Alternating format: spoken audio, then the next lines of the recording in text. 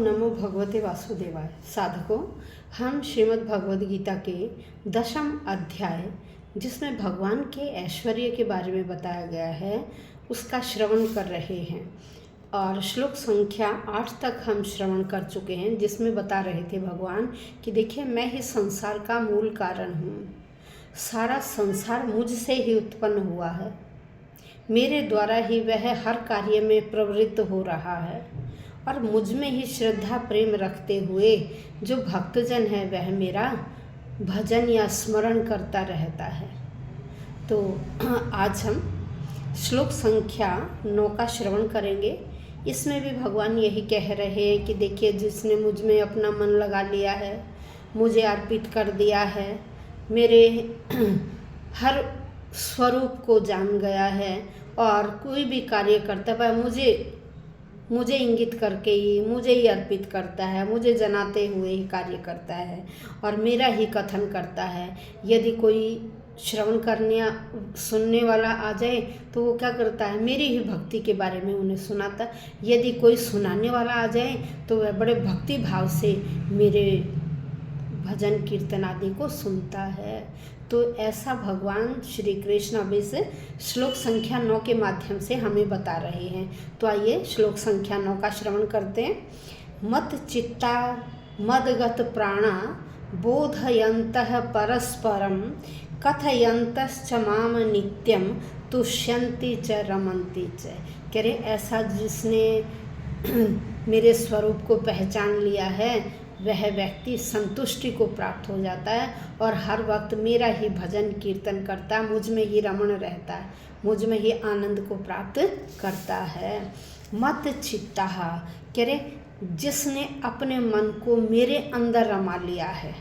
मद प्राणा, और मेरे अंदर ही जिस भक्त ने अपने प्राणों को रमा लिया है, जिसने अपने चित्त मन हृदय को मेरे अंदर कर लिया है और जिसने अपने प्राणों को भी मेरे अंदर ही रमा लिया है। बोधयंत है, कह रहे, उपदेश देते हुए, परस्परम, आपस में वो एक दूसरे को उपदेश देते हैं। कौन देते हैं? जिन्होंने अपने मन को मेरे अंदर रमा लिया है, मेरे प्राणों को भी मेरे अंदर रमा लिया है। ऐसे व्यक्ति, ऐसे भक्तजन जब आपस में मिलते हैं तो मेरे ही स्वरूप की चर्चा करते हैं। कथयन्तः माम नित्यम, वही मुझे प्रति नित्य कहते हैं कि मैं कौन हूँ। भगवान नित्य है, वह मेरे बारे में नित्य कथन करते हैं। तुष्यन्ति, संतुष्ट रहते हैं, रमन्ति च, और आनंद को प्राप्त करते हैं। भगवान श्री कृष्ण कह रहे हैं कि जो शुद्ध भक्त हैं, उनके विचार मुझ में ही वास करते हैं और सारा जीवन मेरी सेवा में ही लगा देते हैं। जब आपस में दो भक्त मिलते हैं तो मेरा ही कथन करते हैं, मेरे बारे में ही बातें करते रहते हैं, ईश्वर के बारे में ही बात करते हैं, वो अपने ज्ञान का आदान प्रदान करते रहते हैं। और अंत में जब वो ऐसे परम ज्ञान का आपस में आदान प्रदान करते तो उन्हें परम शांति की प्राप्ति होती, संतुष्टि मिलती है और परम आनंद को प्राप्त करते हैं। तो कह रहे हैं, देखिए, भगवान जो भक्त है भगवान का, उसका मन भगवान में ही लगेगा। भगवान को छोड़कर उस भक्तजन का मन कहीं नहीं लगता है।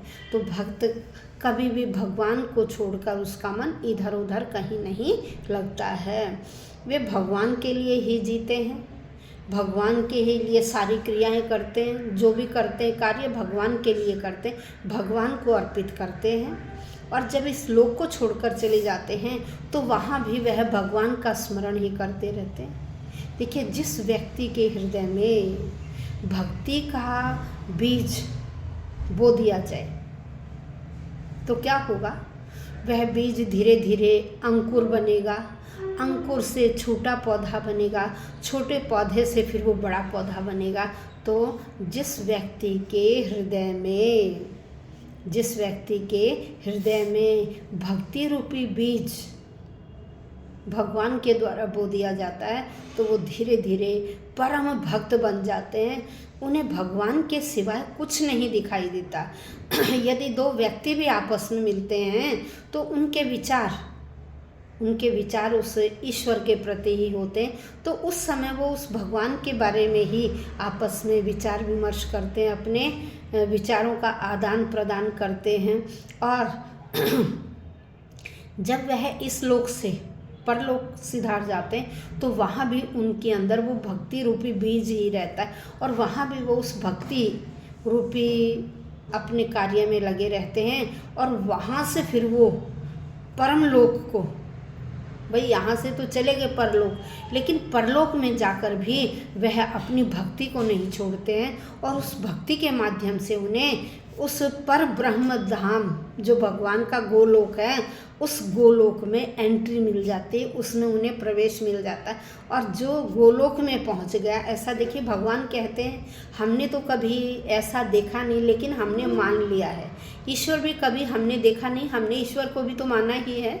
तो ऐसे ही इन कथनों को भी हम मान लेते हैं कि वह व्यक्ति फिर वहाँ से गोलोक जो भगवान का परम धाम है, उस परम धाम को पहुँच जाते हैं। और वहाँ पहुँचने के बाद फिर उन्हें बार बार से जन्म मरण में नहीं आना पड़ता, उन्हें जन्म मरण से छुटकारा मिल जाता है, और वह वहीं भगवान के उसमें रहते हैं।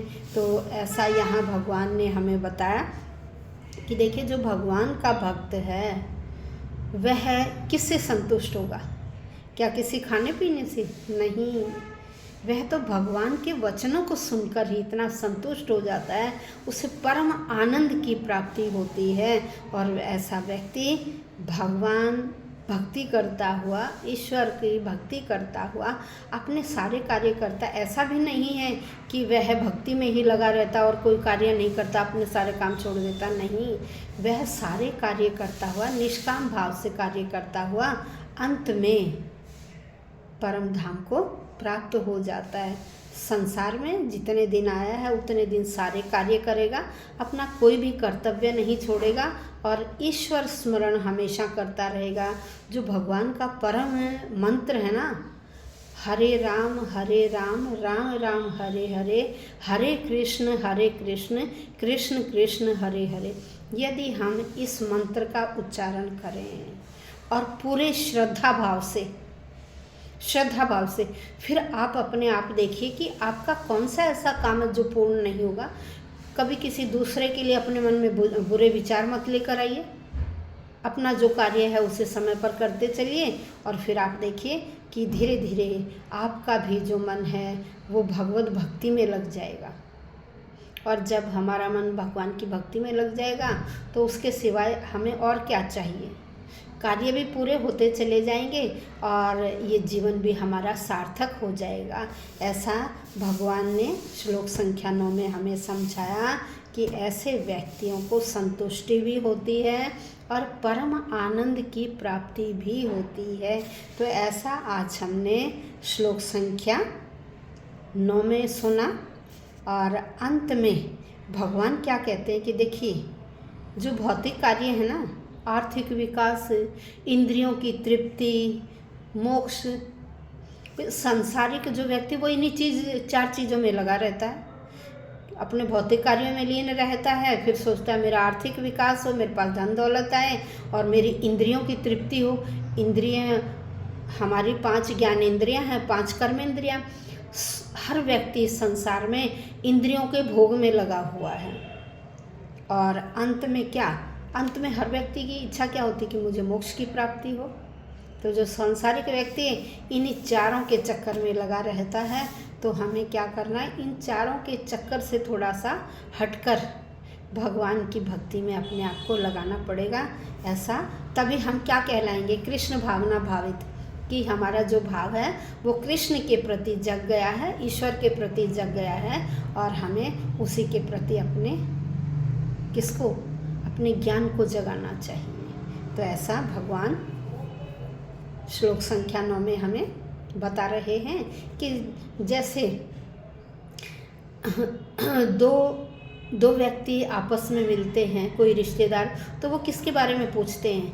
अपने रिश्तेदारों के बारे में, उनकी गृहस्थी के बारे में पूछते हैं कि कैसा है कैसा नहीं। तो ऐसे ही जब भगवान के 2 भक्त आपस में मिलते हैं तो किसके बारे में चर्चा करेंगे? भगवान के बारे में ही चर्चा करेंगे। तो इस अध्याय में हम भगवान के ऐश्वर्य या उसके स्वरूप की ही चर्चा कर रहे हैं। धन्यवाद। तो देखिए, जिन्होंने चैनल को सब्सक्राइब नहीं किया है वो चैनल सब्सक्राइब करें, लाइक करें, शेयर करें और अपने घर में जितने बड़े बूढ़े हैं उन्हें अवश्य ये वीडियो सुनाएं, ताकि उन्हें पता चल सके कि हमारे श्रीमद् भगवद गीता ग्रंथ में क्या है और वह भी अपने जीवन को यह भगवद गीता सुनकर सार्थक बना पाएँ। संस्कृत में भी सुने और हिंदी में भी सुने और अंत तक सुने, बीच में नहीं छोड़ें। धन्यवाद।